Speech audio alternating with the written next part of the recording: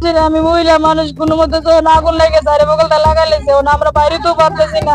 30,000 টাকার মতন গড় টাকা ছিল, পরে 58 মতন স্বর্ণ চিন লয়ে গেছে গা।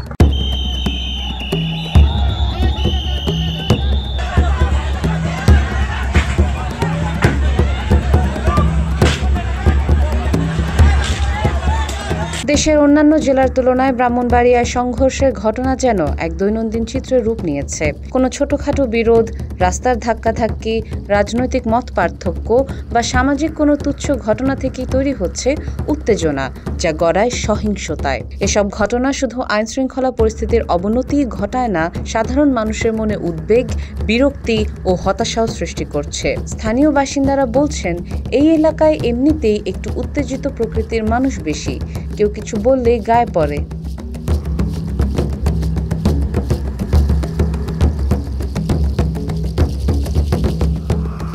এখন এমন অবস্থা দাঁড়িয়েছে যে ব্রাহ্মণবাড়িয়া নাম শুনলেই দেশের অন্য জায়গার মানুষ হাসে বা বিদ্রূপ করে। সম্প্রতি শহরের একটি ব্যস্ত বাজারে দুটি পক্ষের মধ্যে ছোট একটি ভুল বোঝাবুঝি থেকে শুরু হয় কথা কাটাকাটি। মুহূর্তেই তার রূপ নেয় হাতাহাতি ও পরে বড় ধরনের সংঘর্ষে। কয়েকটি দোকান ভাঙচুর হয়, অনেকেই আহত হন। পুলিশের হস্তক্ষেপে পরিস্থিতি নিয়ন্ত্রণে আসে, কিন্তু ততক্ষণে সামাজিক যোগাযোগ মাধ্যমে ছড়িয়ে পড়ে সংঘর্ষের ভিডিও, যা আবারও দেশ জুড়ে হাস্যরসের খোরাক হয়।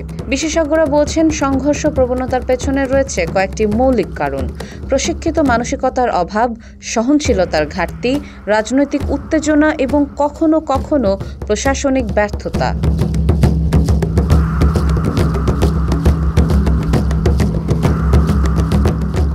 সুশীল সমাজের প্রতিনিধি মাওলানা সাইফুল ইসলাম বলেন, আমরা নিজেরাই নিজেদের হাসির পাত্র বানিয়ে ফেলেছি। দেশের বিভিন্ন স্থানে ব্রাহ্মণবাড়িয়ার নাম উচ্চারণ করলেই মানুষ বলে, আরে ওখানে তো আবার মারামারি লাগছে। এটা খুবই দুঃখজনক। শুধু সাধারণ মানুষ নয়, আইনশৃঙ্খলা বাহিনীকেও পড়তে হচ্ছে চরম বিপাকে। ব্রাহ্মণবাড়িয়া সদর থানার এক পুলিশ কর্মকর্তা নাম প্রকাশ না করার শর্তে জানান, প্রতিদিন কোনো না কোনো জায়গায় গিয়ে আমাদের সংঘর্ষ থামাতে হয়। অনেকে তো পুলিশের সামনে আইন হাতে তুলে নেয়। এটা খুবই চিন্তার বিষয়।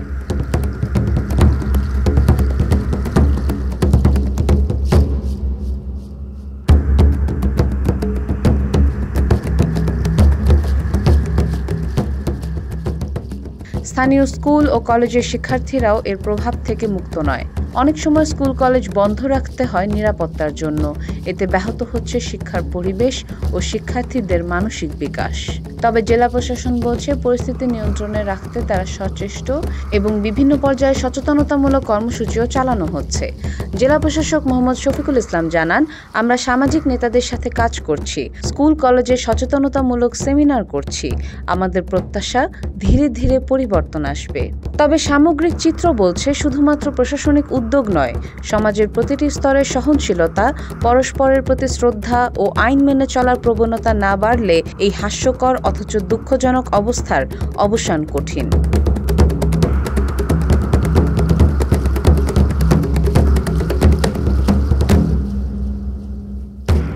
Desk report, recap news.